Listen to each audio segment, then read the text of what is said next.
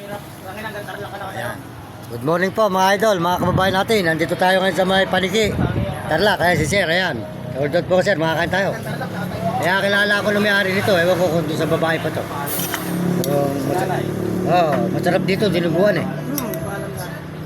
Dinuguan, ayan. Diyan po tayo sa Paniki, Tarlac mga idol. Makakain po tayo, ayan. Ulo ng bangos. Saka po kanin, ayan. At ayun po si Sir, ayan, dito sa may Paniki, Tarlac. Pero meron akong kamag-anak dito.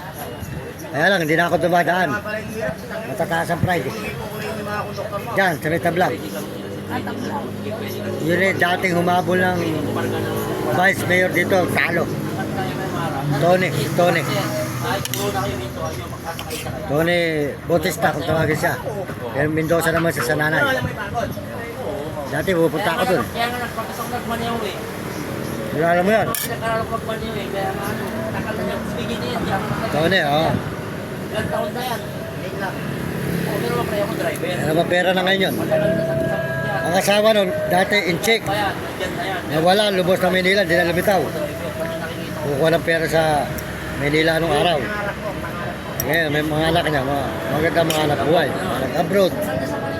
Isang lalaki, driver.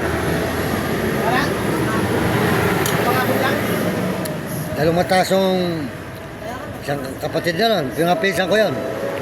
Yung attorney naman, mataas din ang pride. Ilan lang ako. Matagal kami nakatulog yan. Mabait lang sa kanila, si Tony. Kaya lang, wala dyan yun, at sa Manila. Mahilig lang sa babae, puro bata. Mahilig sa chick.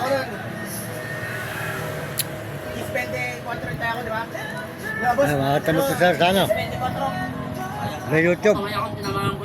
Yan po si Sir, dito sa may Paniki, Tarlac.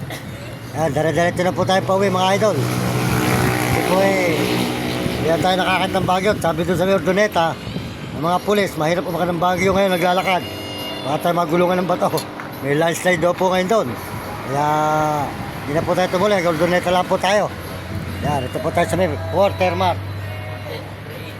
Paniki, Tarlac. Ay, Sir, sa'yo ko tatapusin. Para sa'yo mo makikita ng bakit may picture mo sa cellphone.